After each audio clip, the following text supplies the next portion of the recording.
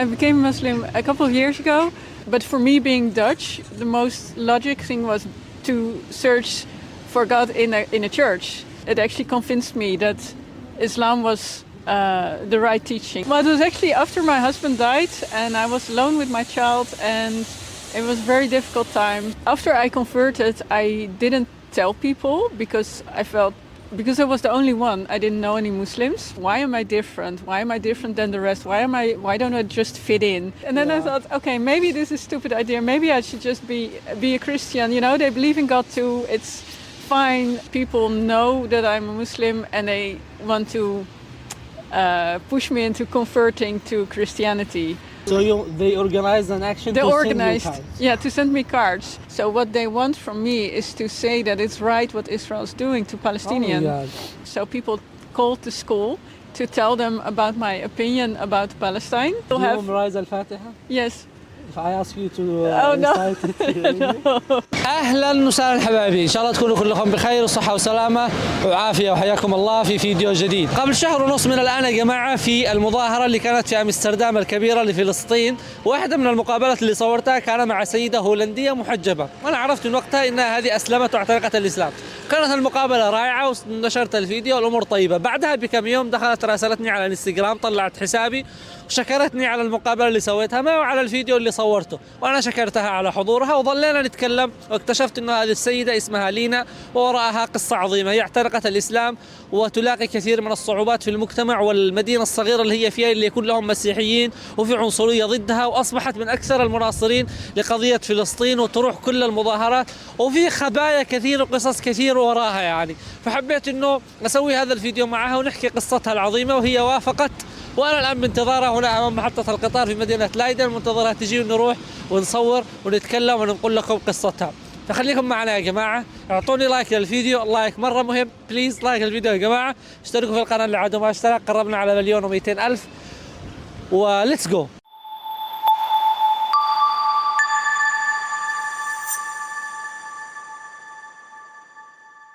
Okay, we start. Welcome Lina. Assalamu alaikum.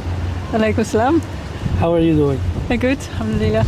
Thank you for accepting the invitation and come here. We first met in Amsterdam by the demonstration for Palestine, right? Yes. And then you messaged me in Instagram, and then we kept talking a little bit. And then we talked about this. So I believe you have incredible story that everyone needs to hear. Mm-hmm. So that's why we are here today. And thank you for being here and for accepting the invitation and being in my channel in this video. Well, thank you for inviting me.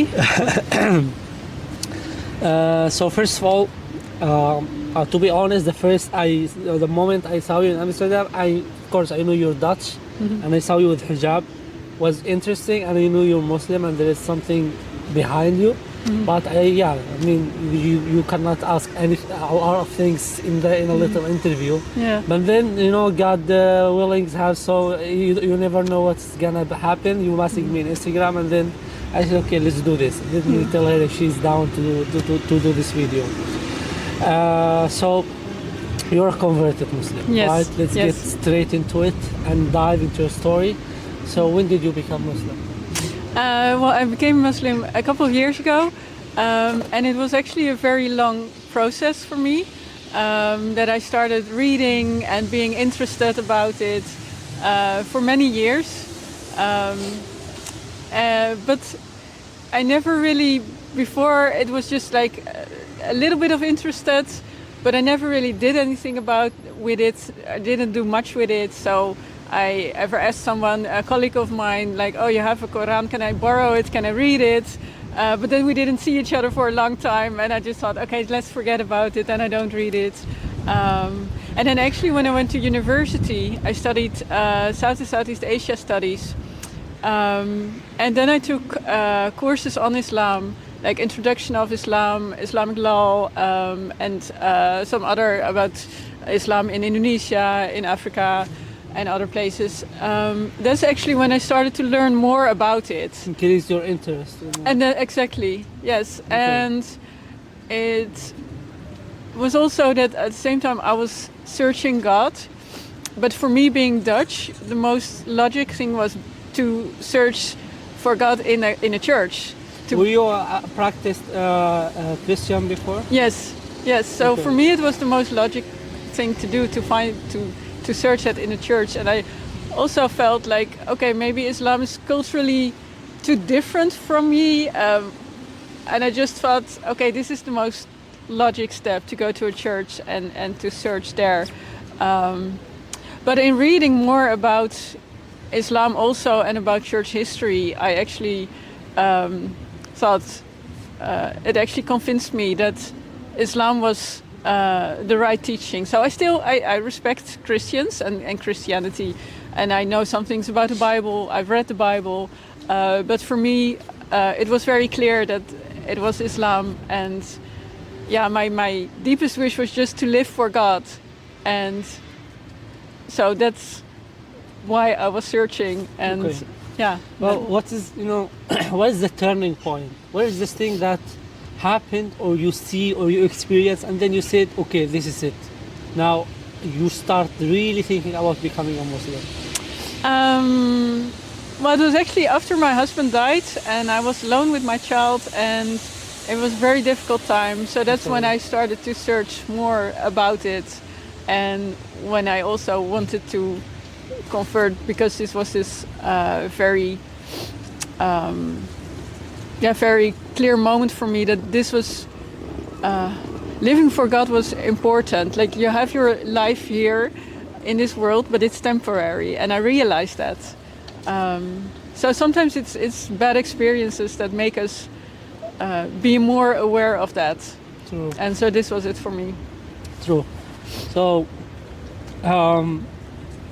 how was the reaction from your family, your friends before?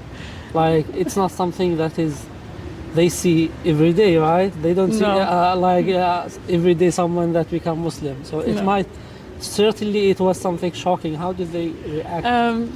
Well, after I converted, I didn't tell people because I was the only one. I didn't know any Muslims.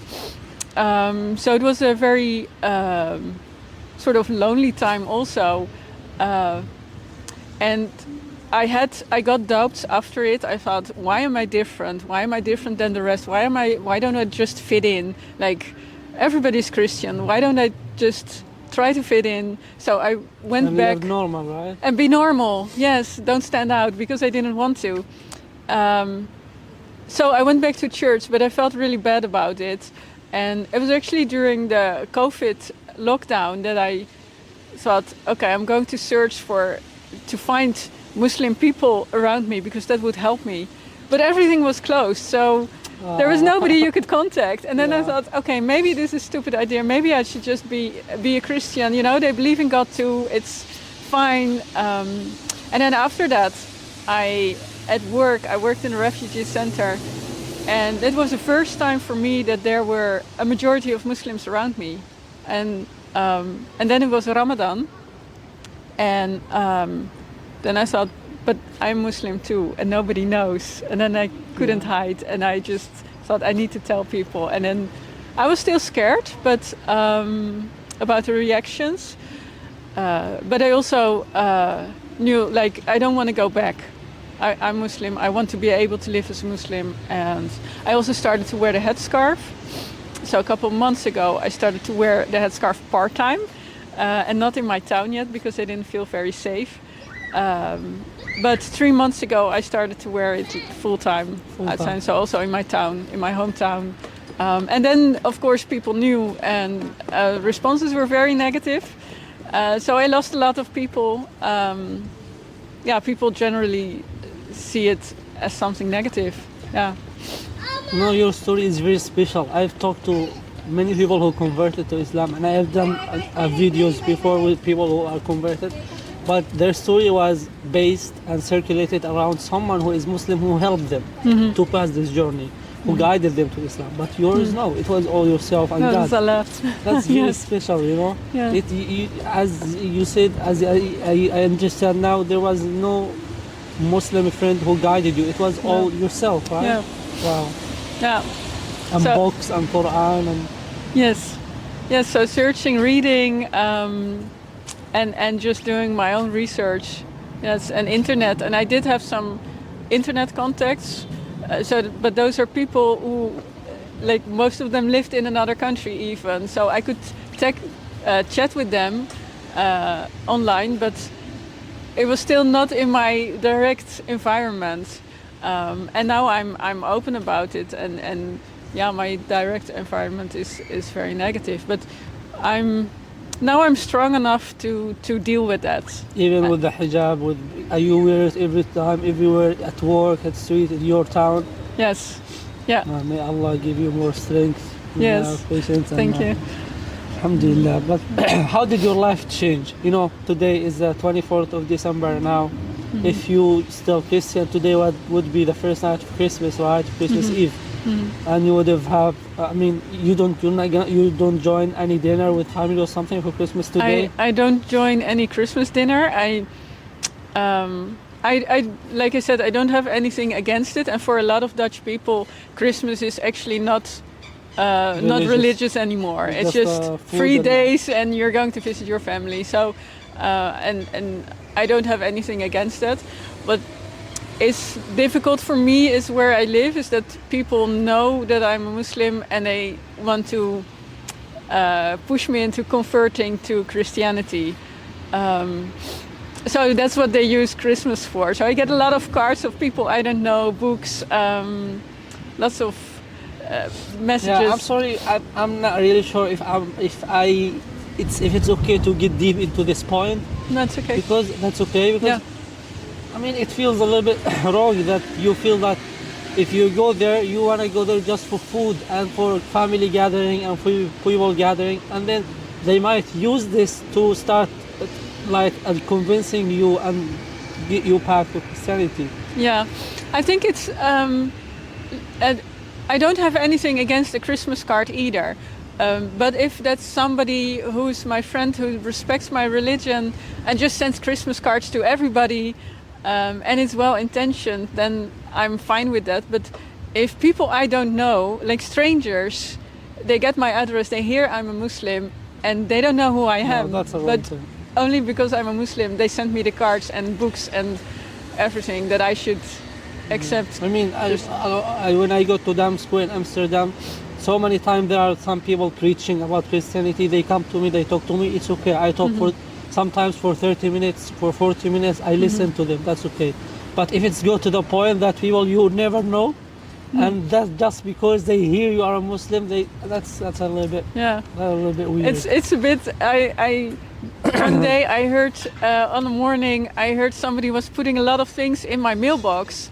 And I thought that's odd because it's Saturday, there's no mail delivery, and I didn't order anything. So I went to check what was in it, and I found 51 Christmas cards in once. It was a church action, actually. They organized an action to send you cards? Yeah, to send me cards. And I didn't open them, but on the back of the envelopes, some of the names were written of the people who sent it, and I thought, I don't even know these people. So I called the church, I said, you can pick up your cards because I don't want this kind of actions. I don't feel comfortable with that. It's too much, like they put this pressure on me. Yeah. But I think I respect you and please respect me too. Yeah, you have to. I'm sorry to hear this. No, this question I was thinking about it yesterday before I sleep, and this is really the most important question I'm asking here. Okay. I will always be impressed by people like you who step aside from their community, from their environment, from the things they knew and they were raised on since they were kids, and convert to Islam. I mean, I was born as a Muslim, alhamdulillah, but if this wasn't the case, I'm not really sure that I would have the courage to take such a huge decision, to go against everything I knew and was raised on when I was a kid. And I know now there are many people who are reading about Islam, who are convinced about Islam, who are thinking about converting to Islam, but they are not still in the level to take this big step, to take this big decision. What kind of advice or recommendation would you give? Well, it's for everybody has a moment when you're ready, and I think it's also very different per person. It depends a bit on who you are. Some people, I heard the stories of people who they convert in once and then you know, they live as a Muslim no matter what. For me, it was a struggle actually, that I don't think is very beautiful to have these doubts and to think, okay, just be normal and going back all the time. But it's different for everybody. But I think that if you know that Islam is true and you know it in your heart, then you just follow that. And also right now, Allah gives me the strength to be open about it and to not be scared also in my town. And of course, sometimes I feel a bit of fear, but I really experience getting the strength to stay strong in it. So it's once you make the decision, you will get the strength that you need. And yeah, I know you have a son. You told me he's 10 years old. What's his name, by the way? Jian. Jian. Yes. What a beautiful name. How do you deal with him? Do you tell him anything? Like, you know, it's also a big responsibility about Islam, about being a Muslim, about Islamic instructions or something. Yeah, so I'm still, I didn't learn anything from my family as a child, so I'm still finding out how do you do this, how do you teach your child, and I let him just find it out a bit. So he see me praying, and I said, okay, do you want to choose a prayer mat? So we went online, and he could choose his own prayer mat to make it to. How do you say, to involve him in it. And I take him to the mosque and he can get lessons there with other children. So I think that's very important that he has some other children of his age around him who are Muslim. That's really good. One of the things is that he had to change school because the school that he was on, they called me about this. And then, well, they called me because I'm a Muslim, but also because shortly after I started wearing my headscarf full time, like outside, so also in the town. Why would they call you? I was. That was the time when actually Israel started to bomb Gaza, and I was very vocal about what was happening. So people called the school to tell them about my opinion about Palestine. But your opinion was only like on social media or in demonstration. You didn't go screaming on the street. No, Like, no, but it was my opinion, and then it was on social media, so they saw my opinion on social media. So the school called me to talk about that, and I talked with the head of the school, and I said, "But look, there are children being murdered, and I have a problem with." Ask from you? What did they want from you? Well, the head of the school said, well, we believe that it's God's lovely promise. So what they want from me is to say that it's right what Israel's doing to Palestinians. Oh, yeah. Serious? And I say, I can't do that, you know. And I was actually shocked that the head of a primary school, it's for kids. And she doesn't mind that kids being killed. So, but for them, it was important that you have to think the same thing. And he's still in the same school? Or? No, he's in another school now. So I had to find another school for him. I really don't believe this happened. I mean, how come? Like, it's just someone saying their opinion. I mean, why is someone saying their opinion is involved or getting to the point to their kids in the school? I mean, it's so wrong. Like, isn't it the Netherlands when some people have freedom of speech and can say their opinion? And there's a difference between the cities and the towns. The cities are generally a bit more open. The smaller towns, especially if you live in a very Christian town, they are not so open about it. And what they want is they want everybody to have the same opinion. And what the people who called the school probably thought was if they call the school and the school calls me, that I will say, oh, I'm sorry, I will stop my opinion. I will not have my opinion or not share my opinion. So to put pressure on me like that. Why would they do that? Do they have like relations with Israel or something? I mean, they're Zionists. They're openly Zionists, and they're very active in supporting Zionism and promoting Zionism. And did the school force you to change your son to another school, or you did it yourself? Well, I did it myself because of what they said. But they put pressure. Yes, but it was under pressure also. Yeah. No, but speaking, but I think he's in a better school now. So Alhamdulillah. Maybe that's a sign from God that now he's in a better place. Speaking of Palestine, I mean, I saw you in demonstration in Amsterdam, and then I saw you in demonstration in Den Haag, in The Hague. You're still going to demonstrations? yes, yeah. We're still going. I bring my son, and it's for him. I can't go to too many demonstrations because that's for him is just a bit too much. He's very sensitive to sound, to loud noises, but he's very optimistic about going. The last demonstration we went to, I asked him, "Do you want to go?" Because he's very sensitive to the noise, and sometimes he starts crying for it. So I said, "It's okay if you don't want to go. Then we don't go, or you can stay home, or anything." And then he said, "No, Mom, I want to go because the Palestinian children are still being bombed, so I want to go there." So I was very proud of him that he said that. I'm proud of him too. Yeah. And the Palestinian cause is very interesting. Now, I've seen in the internet people who convert to Islam, and the moment they convert, they became the biggest supporters of Palestine and freedom for Palestine. It is so interesting. And before becoming a Muslim, were you like this regarding the Palestinian cause? Did you know anything about it? Yeah. Well, I was raised, of course, in the Netherlands with a very positive view of Israel. There wasn't much other information at the time, so you got the standard Zionist view that you learned, so I didn't think of that much. But I have to tell a bit about my background, which plays a role in this. So I'm mixed race. I'm part Indonesian, part Dutch. My father was half Indonesian. Okay. And Indonesia had been colonized by the Dutch. Yes. And there was colonization, but also decolonization. And this was very important for me in how I see another colony like Palestine being colonized. And I think it's very clear. It's not very complicated if you look at it, and if you know what happened in a colony like when the Dutch colonized Indonesia, then you can see the similarities. It's very clear. And what other things you do for Palestine? Because you told me you're talking to some people or something. Yeah.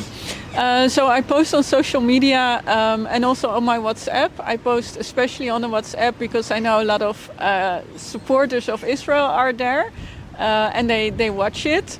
That sometimes makes people angry also. But I talk to people, I explain to them. Sometimes people get angry at me, but sometimes there's positive responses. I told a friend about what was happening, and he started reading about it. And he's an elder in the church. And in the church they wanted to organize an evening, a pro-Israel evening for people who asked questions. Because he's an elder, they had a meeting with other elders in the church about how to organize it. And then he said, "But look, this is what Israel's doing, like the human rights violations." And he started to explain it to the other elders. And then they said, "Maybe we should cancel this evening." So they canceled it. They canceled it. Because you talked to that guy. Because I talked to him. And I thought, okay, so this is important. That maybe sometimes you feel like you're powerless, you're just one person. But slowly... The opinion matters. Yes. The word matters. Yes. No, one last thing, of course you read from the Quran or something. Do you memorize anything from the Quran now that you say in your prayers, in your salat? I Al-Fatiha and some other, I'm trying to memorize, so sometimes I still have... Do you memorize Al-Fatiha? Yes. If I ask you to recite it, No, I feel embarrassed about my No, pronunciation. that's okay. But others I just read. I have this is if you learn to pray. If you learn praying, then it's not easy because there's a lot of text that you have no idea what it is, what it should sound like. I know it's not easy, but more important than you have to memorize couple of ayats and short surahs that you can read in your you can recite in your salat, in your prayers. But more important than memorizing is understanding what the Quran says. And I with this events of Gaza, so many people in America and Europe, they start reading Quran in TikTok, and there is a trend or something. and they start reading and translating to English and explaining. And I noticed myself there are so many things I learned from them. I'm wow. born as Muslim. Oh, that's And they, beautiful. the way they explain the ayah and they translate it, it also for us Muslims born as Muslims, we get to know, to understand or to know and to learn new things that we didn't know or didn't focus on before. Yes, sometimes it's because it's so normal. So if things are so normal for you, then you don't think about it anymore. But if then somebody starts talking about it or finding it like a comfort, then you think, oh, hey, this is actually very special what we have. I think that works that way, that people are finding it again. I have, of course, the Quran and then with the explanation, like how you pronounce it, but also with an explanation of what it says, because I don't read Arabic. I'm trying, but I don't read it yet. Do you know the letters in Arabic? Alif, ba, ta? I've begun to do it, and I've tried to study it myself. But I think it's easier if I just follow lessons somewhere. Yes. Yeah. One last thing, do you want to say anything to the people who are watching us now? I believe they're going to be maybe 100,000, 10,000 at least from so many different countries, basically mostly maybe Arab countries. Do you want to say anything? Oh, I don't know what to say. Well, I hope that it has a positive, it's a positive message to people. And, of course it's a positive. If you become a Muslim without any help from one but God, but Allah, that's a big message, and that's a big inspiration. That's a confirmation that this is the true message, this is the true religion. Yes. So I hope that will make people more aware of it, and that they know what they have, because that's sometimes you don't know what you have because it's so common and normal for you, but that people know what they have,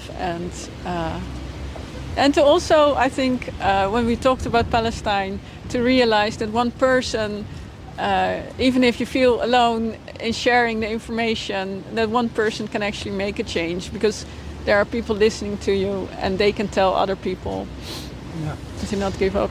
Lastly, this Palestinian kufia, someone yesterday, a Palestinian guy, he was walking from far and came to me. He said, if someone deserves this, it's gonna be you, because of your content, what you do and something. But even if it's so special, I want also to gift it to you. Oh, that's so kind. Yeah, you know, this kufia, sure? I don't think it's very good. I'm not sure, but I think it's from Palestine itself. Oh, really? The quality are you is sure? very good. Yeah, I'm sure. Are you really sure? Yeah, I'm really sure. Oh, thank you so much. I'll wear it with pride. I'll wear it with pride. Thank you so much. This is the simple thing that I can give for you. Oh, thank you so much. Thank you again for being in my channel, in my video. And Thank you. People, if you didn't give like until now, give me a like and subscribe to my channel. And as we say always, زي ما نقول كل مرة، واحسان يتلو احسان حتى آخر لحظة في الحياة. السلام عليكم.